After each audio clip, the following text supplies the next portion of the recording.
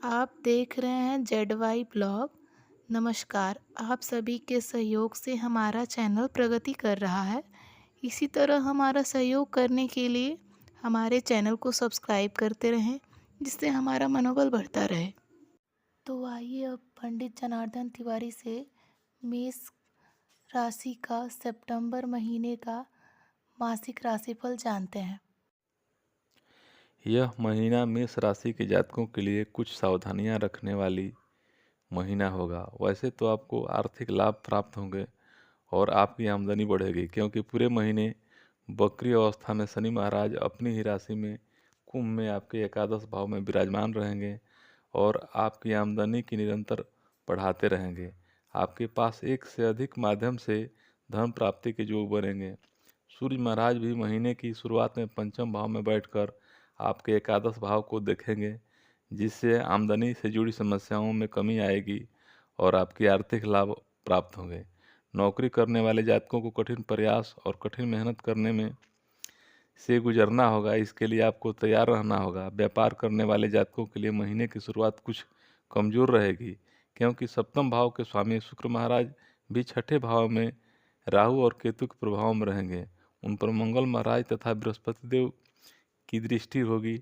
लेकिन 18 सितंबर से शुक्र अपनी ही राशि तुला में आपके सप्तम भाव में प्रवेश कर जाएंगे, जिससे व्यापार से जुड़ी समस्याएं में कमी आएगी।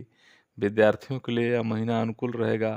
पंचम भाव के स्वामी पंचम भाव में विराजमान रहकर आपको मजबूत दिशा दिखाएंगे और आप अपनी शिक्षा में कठिन मेहनत से आगे बढ़कर सफलता प्राप्त करेंगे।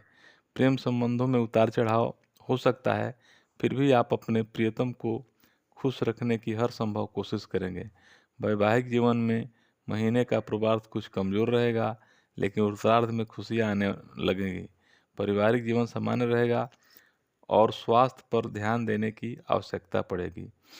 कार्य क्षेत्र की बात करें तो करियर के दृष्टिकोण से यह महीना आपके लिए महत्वपूर्ण साबित हो सकता है। फिर भी आपको एक बात के लिए तैयार रहना होगा। दसम भाव के स्वामी शनि महाराज वक्री अवस्था में एकादश भाव में विराजमान है और उन पर सूर्य देव की पंचम भाव की दृष्टि रहेगी। इसके परिणाम स्वरूप आपको अपने कार्य क्षेत्र में कठिन चुनौतियों का सामना करना पड़ सकता है और कठिन मेहनत भी करनी पड़ेगी। यह समय बहुत ज़्यादा मेहनत का होगा। आपको डट कर मेहनत करनी है, तभी आप समस्याओं से बाहर निकल पाएंगे। हालांकि 16 सितंबर से सूर्य महाराज कन्या राशि में आपके लिए छठे भाव में चले जाएंगे, तब आपकी नौकरी के लिए और भी अच्छे योग बनने शुरू हो जाएंगे। फिर भी महीने के पूर्वार्ध में सूर्य महाराज शनि से और उत्तरार्ध में राहु के प्रभाव से कुछ हद तक पीड़ित भी हो सकते हैं, इसलिए कार्य क्षेत्र में सावधानी रखनी अपेक्षित है। किसी के भी कहे सुनने में ना आए, अपनी तरफ से किसी के बारे में ज़्यादा बोलने से बचे। कार्य क्षेत्र में सहयोग कर्मियों का व्यवहार आपके लिए मिला जुला रहेगा। कुछ आपकी मदद करेंगे तो कुछ आपकी जड़ें खोदने का काम करेंगे, इसलिए थोड़ी सावधानी रहकर आप इन समस्याओं से बच सकते हैं। यदि आप कोई व्यापार करते हैं तो महीने का पूर्वार्ध कुछ कमजोर रह सकता है। सप्तम भाव के स्वामी शुक्र महाराज छठे भाव में अपने नीच राशि कन्या में विराजमान रहेंगे। उनके ऊपर मंगल और बृहस्पति की दृष्टि होगी तथा केतु के विराजमान होकर पीड़ित अवस्था में होंगे, इसलिए व्यापार में उतार चढ़ाव की स्थिति बनी रहेगी। आपकी योजनाओं को फलीभूत होने में समय लगेगा, उनमें कुछ रुकावटें आ सकती हैं। आपके कुछ विरोधी भी सर उठा सकते हैं, इसलिए आपको सावधानी रखनी चाहिए। इस दौरान व्यावसायिक निवेश करने की सोच विकसित होगी, जिसको ध्यान देकर आप आगे बढ़ना चाहिए। महीने के उत्तरार्ध में 18 सितंबर से शुक्र तुला राशि में आपके सप्तम भाव में जाएंगे और पूरे महीने यहीं बने रहेंगे। इससे व्यापार में उन्नति होगी और कुछ नई नई योजनाएं शुरू होगी। पुरानी योजनाओं पर जो विराम लगा हुआ है वो अभी दूर होगा और फिर से चालू हो जाएंगी। इससे आपके व्यवसाय में गति आएगी और आप उन्नति करेंगे। स्वास्थ्य के बारे में बात करें तो यह महीना स्वास्थ्य के दृष्टिकोण से थोड़ा कमजोर रहने की संभावना दिखाई दे रही है। राशि स्वामी मंगल तो तीसरे भाव में रहकर आपको भरपूर साहस और पराक्रम प्रदान करेंगे। आपके स्वास्थ्य समस्याओं में कमी प्रदान करेंगे, लेकिन दूसरे और सातवें भाव में स्वामी शुक्र महाराज छठे भाव में हैं। अपनी नीच राशि कन्या के केतु के साथ विराजमान रहेंगे और उन पर मंगल और बृहस्पति की दृष्टि होगी, जिससे आपको पेट संबंधित समस्याएं और जिन जातकों को मधुमेह की समस्या है उन्हें ज़्यादा परेशानी का सामना करना पड़ सकता है। अपने स्वास्थ्य, अपने खान पान पर बराबर ध्यान दें। यदि आपकी कोई दवाई चल रही है तो उसे नियमित समय पर लेते रहें और भरपूर परहेज करें। इससे आप इन समस्याओं से निकल पाएंगे। महीने के उत्तरार्ध में शुक्र यहाँ से निकल जाएंगे और समस्याओं में कमी आएगी। लेकिन सूर्य और बुध भी छठे भाव में आकर राहु केतु के प्रभाव में पीड़ित अवस्था में होंगे। इसलिए इस पूरे महीने आपको अपने स्वास्थ्य पर ध्यान देना होगा।